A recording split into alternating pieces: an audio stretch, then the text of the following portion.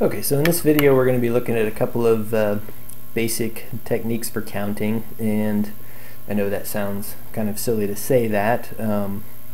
Maybe a better word to use would have been fundamental methods for counting or something like that, but of course we're doing a little bit more than just counting on our fingers.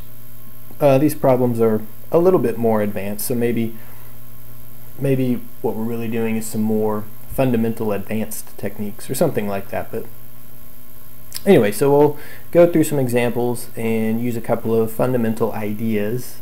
And so let's look at this first one on the screen. Number 1A says how many strings of length 4 can be formed using the letters A, B, C, D, E if repetitions are not allowed. So idea is this: we've got 4 letters that we're going to fill in using the 5 options A, B, C, D, E. For the first letter we have 5 options we can choose from, either A, B, C, D, or E. For the second letter in our string, since we cannot repeat whatever that first one was, then that leaves only 4 remaining. And same idea for the third one, since we can't repeat the first or the second, then there would only be 3 remaining. And then for this fourth one, there's only going to be 2 left, again since we can't repeat.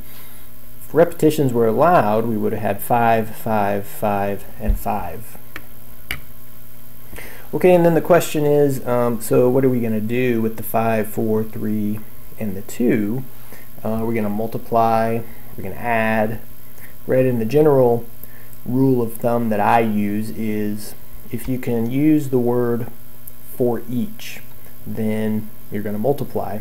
And the idea here being, right, you've got 5 possibilities for that first letter.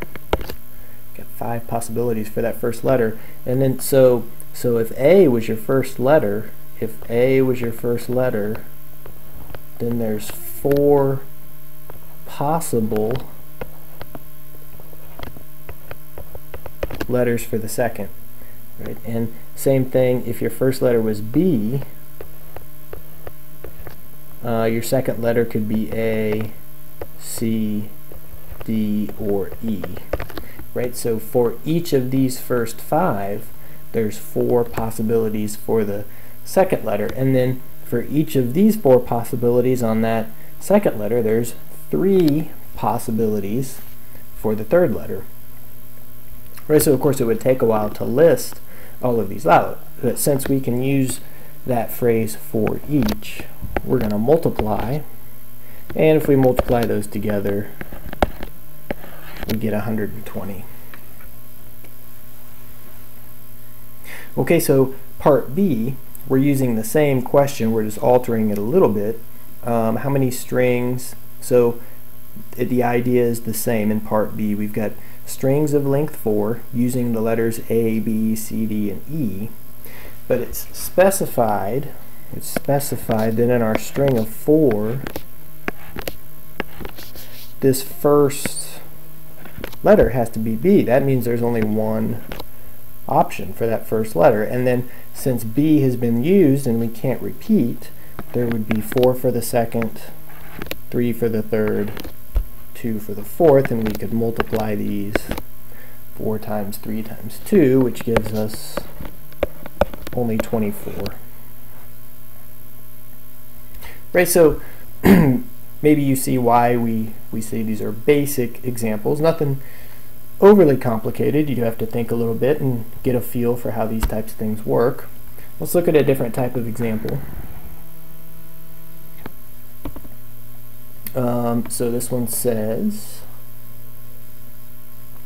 a 6-person committee composed of Alice, Ben, Connie, Dolph, Egbert, and Francisco is to select a chairperson, secretary, and a treasurer. Right, so in how many ways can this be done? So this 6-person committee is selecting 3 officers. and we've got 6 possibilities.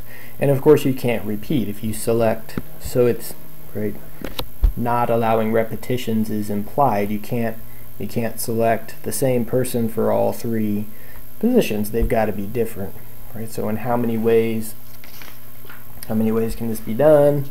You've got 6 possibilities for the first office. That would leave 5 for the second office and 4 for the third. And so for each of these possible choices for the chairperson, there are then 5 different possibilities for the secretary, right? And for each of those, there's 4 possibilities for the treasurer. So we're multiplying. It's 120. So all these examples that I've done so far where we multiplied, sometimes you see that called the multiplication principle, right? Whenever you can use that phrase for each. Okay, let's look at another example with this 6-person committee. So we're still using this 6-person committee with Alice, Ben, Connie, Dolph, Egbert, and Francisco. And the second question about that committee is, in how many ways can this be done if Egbert must hold one of the offices? Okay, now this adds a little bit of complexity to how we're going to count. We're told that Egbert must be in office, but we don't know which office he holds. There's 3 different offices that Egbert could hold. So there's a couple of ways we could look at this. We could split this up into cases, right? So case 1 might be where Egbert is the chairperson.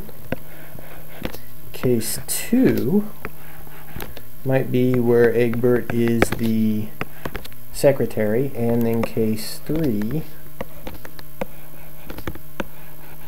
might be where Egbert is the treasurer. Right, so we can analyze each one of these separately. So if Egbert was the chairperson, that would leave 5 for secretary and 4 for treasurer.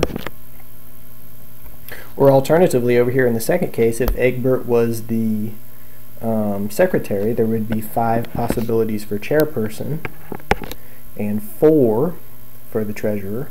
Or if Egbert was treasurer, then there would be 5 for chairperson and 4 for the secretary.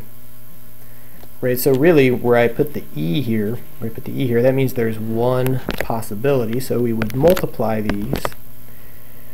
Right, but this case here, where there's 1 possibility for Egbert being the secretary, we would multiply these numbers, but this case is independent of the first case. Right? This case here, independent, it's a separate case from where Egbert is the secretary, so we would have to add these together.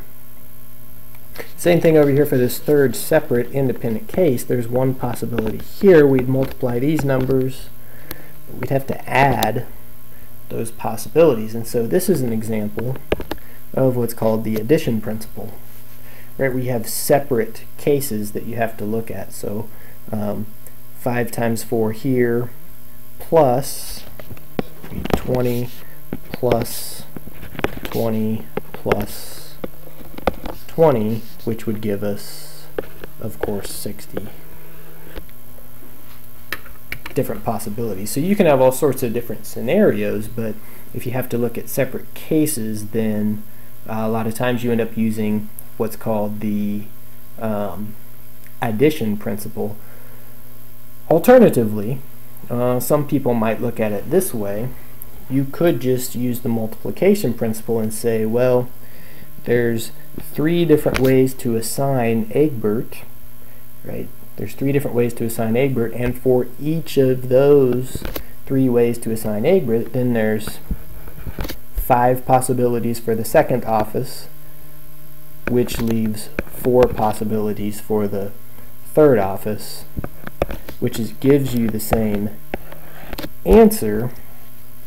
I don't really like this as much because I think it's a little confusing where this number comes from, course, this is perfectly fine. This works and is correct. But I like the idea of there's 5 possibilities for that second office, 4 possibilities for that third office. This is saying something a little bit different. It's saying that there's 3 different ways that Egbert can be assigned, right? So that's okay. That's okay, but it's a little more clear when you split it up into cases. Although if there's a lot of cases, of course that's going to be difficult to do. Right, but something similar here in part C says, in how many ways can this 3-person, or how can these officers be chosen if both Dolph and Francisco must hold offices? Right, so there could be quite a few cases here.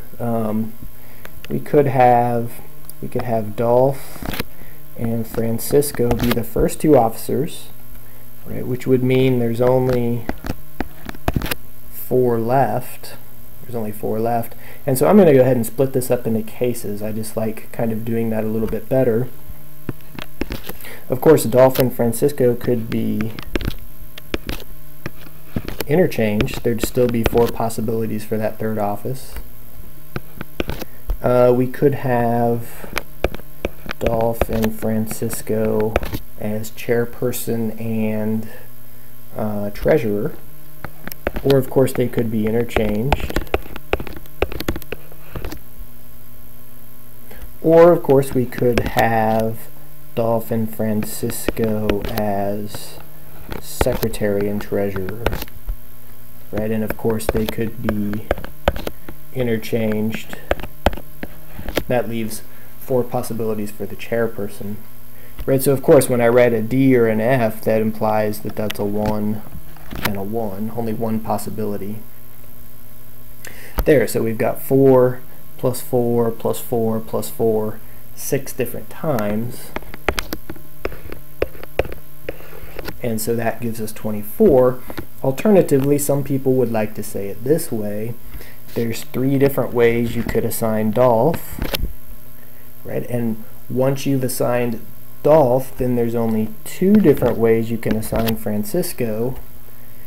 And once you get Dolph and Francisco assigned, then there's only 4 possibilities for the third office. And of course that gives you the same answer. I just like to have the cases listed. It's just a little more clear to me, but either way is certainly correct. So that's a little introduction to some basic methods of counting. The 2 basic principles we're interested in are the idea of the multiplication principle and also the addition principle.